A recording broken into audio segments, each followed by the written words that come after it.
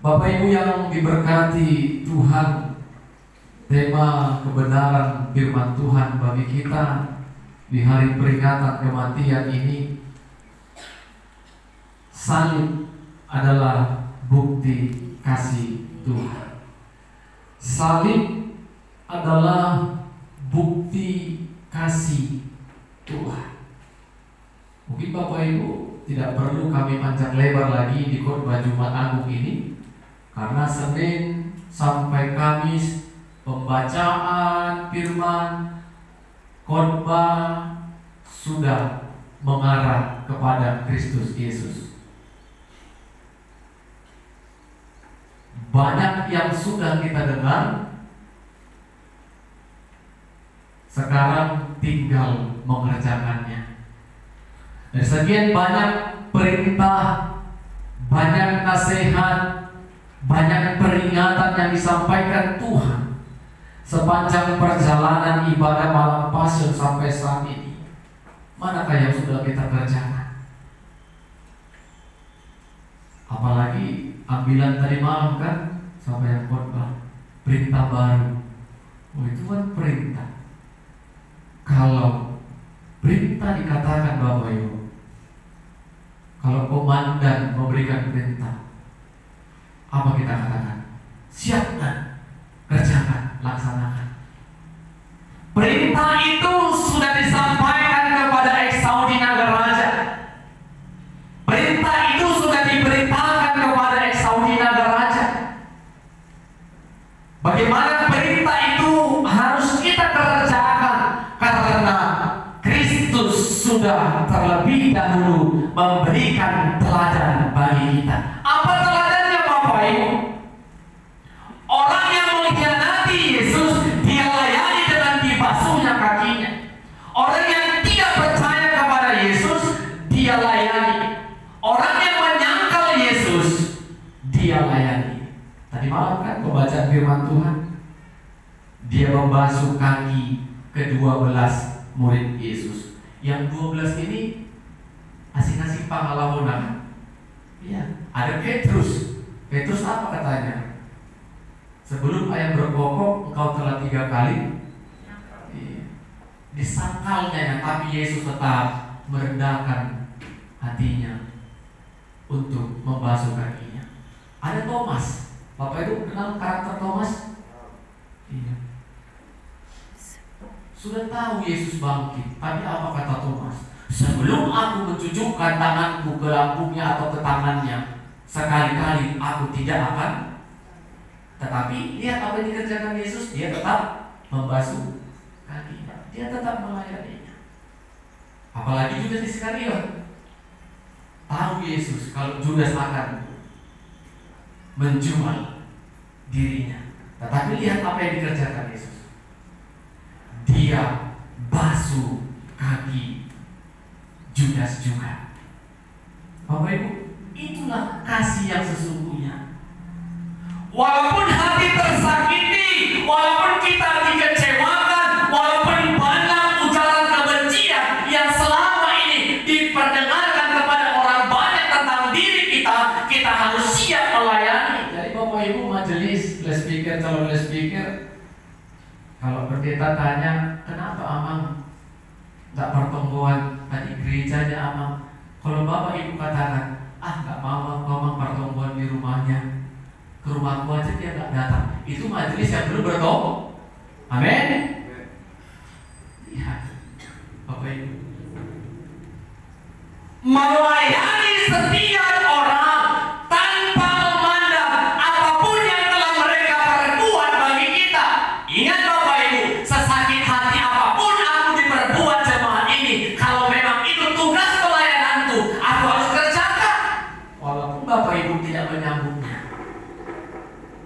Karena memang yang menjadi teladan kita adalah Yesus.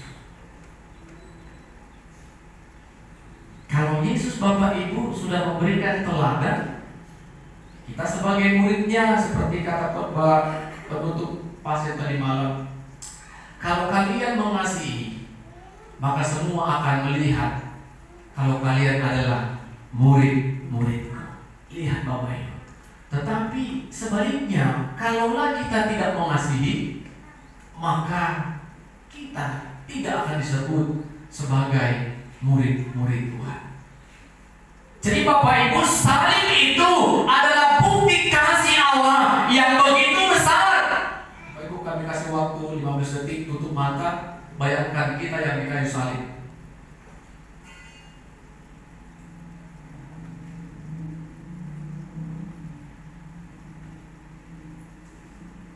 Sudah Bapak Ibu bayangkan? Yang seharusnya disalib, digantung itu adalah kita. Yesus tidak ada kesalahan apapun yang pernah diperbuatnya. Itu kesaksian Pilatus. Tidak ada mendapati kesalahannya. Bagaimana aku menghukumnya? Dan sepanjang perjalanan pelayanan Yesus pun Bapak Ibu, tidak ada sedikit pun dosa yang pernah dikerjakannya. Jadi kenapa dia harus disalib? Karena aku, katakan Bapak Ibu dalam hati kita, alaniawi Yesus tersilang. Ya, karena aku, jangan tunjuk orang. Alan itu sabda, bukan, jangan tunjuk orang. Alaniawi gabe tersilang ma Yesus. Katakan, karena aku. Pada tradisi pada saat itu Bapak Ibu, orang yang melakukan kejahatan, orang yang terbukti melakukan kesalahan, hukumannya gantung, mati. Yesus di tengah, ada kanan tadi sebelah menyebelah, ya, ada kanan kirinya. Mereka berdua adalah memang seorang penjahat, ya, penjahat. Jadi mereka digantung, disalib. Memang karena perbuatannya atau pengalamannya kan? Ya memang karena ulah mereka digantung, mereka disalib. Berbeda sama Yesus. Yesus disalib bukan karena dosanya, tetapi karena dosaku, karena dosa Bapak Ibu semua. Apa kata orang yang disalib di samping kanan kiri Yesus? Kalau kau anak Allah, bebaskan dirimu dan bebaskan kami juga. Apa katanya satu yang lain? Tidak takutkah engkau kita dihukum karena memang kita berdosa? Apa katanya Bapak Ibu? Jika engkau datang, ingatlah aku. Dan seketika itu juga Yesus menjawab, mulai hari ini engkau bersama-sama dengan aku di dalam Firdaus. Banyak orang Bapak Ibu berpikir, kalau bisa seperti yang mati di kayu salib itulah, di mau detik-detik kematiannya baru bertobat. Gak banyak orang Bapak Ibu mempunyai kesempatan seperti yang dirinya tadi, mengakui Tuhan, mengakui kuasa Tuhan. Dan pada saat itu juga Tuhan katakan kepada dirinya, saat ini juga engkau sedang dan akan bersama dengan aku di dalam Firdaus.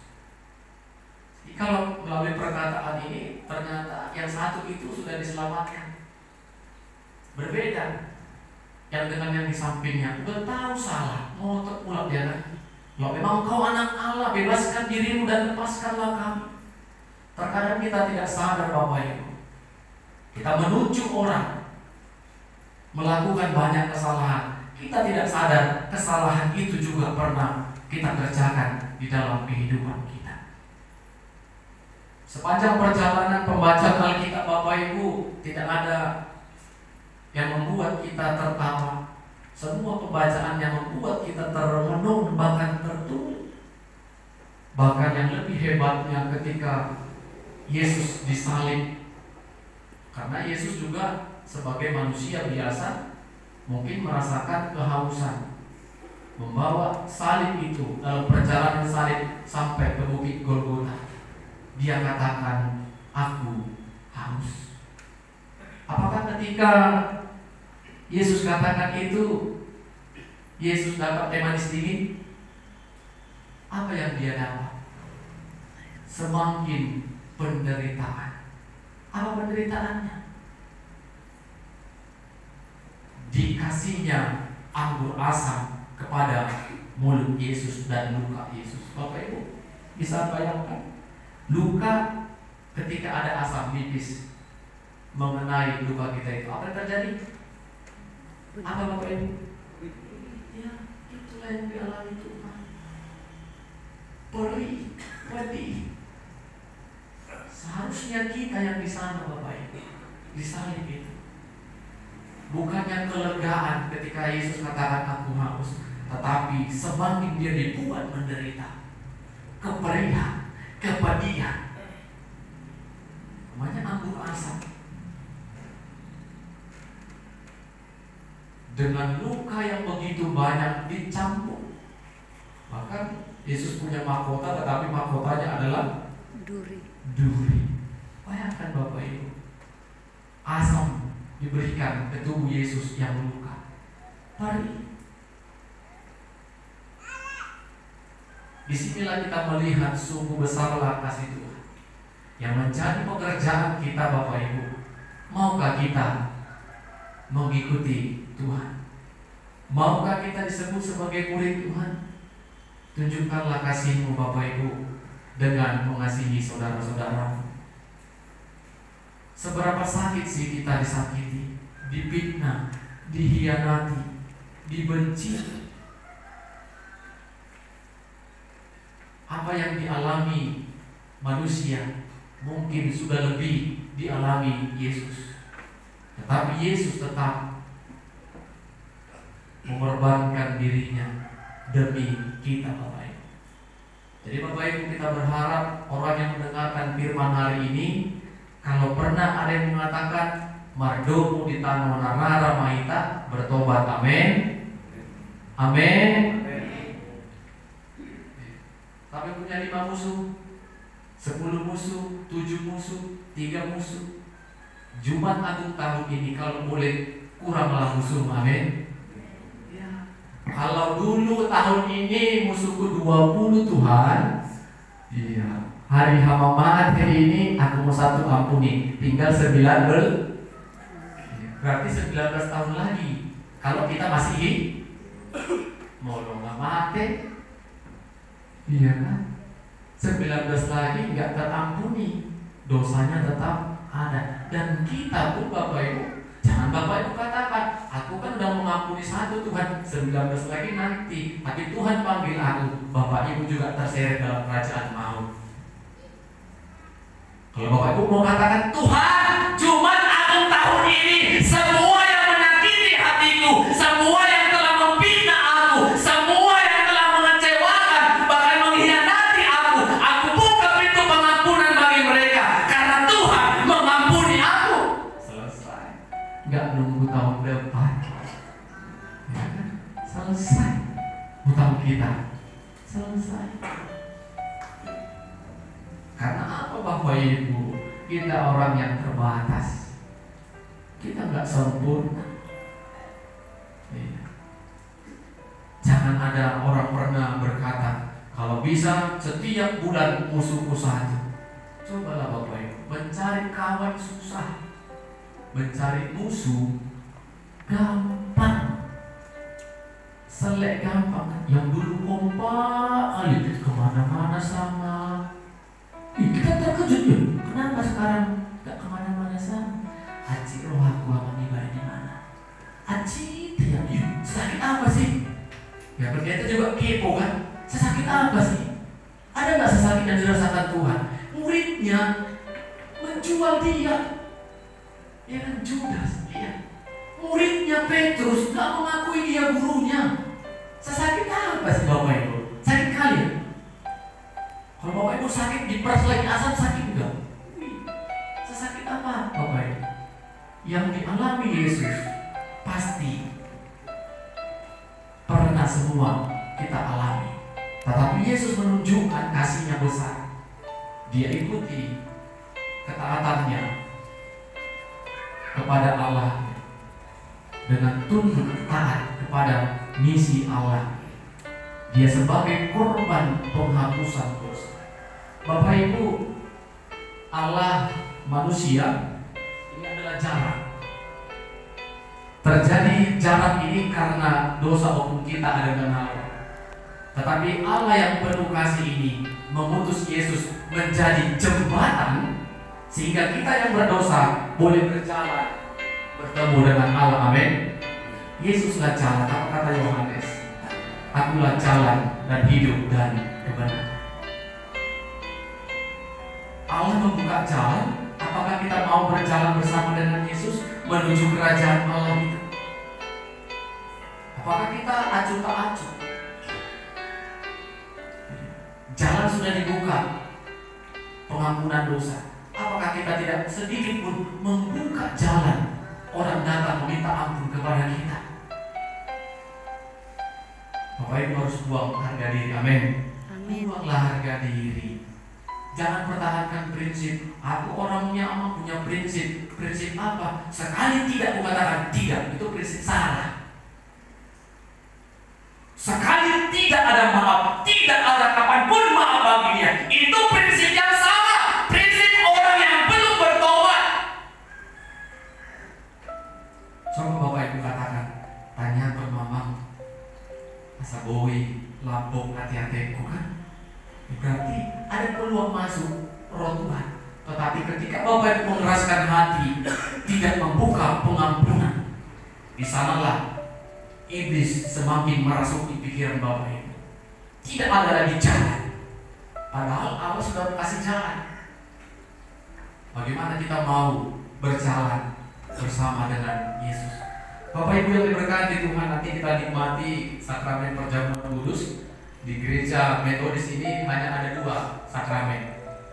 Kami beritahukan sekarang apa sakramennya? Sakramen perjamuan kudus dan sakramen baptisan kudus. Kalau ada orang katakan menguburkan orang mati sakramen, mungkin itu sekte lain. Kalau kita tidak seperti itu. Kalau ada orang mengatakan pernikahan itu sakramen, itu sekte lain.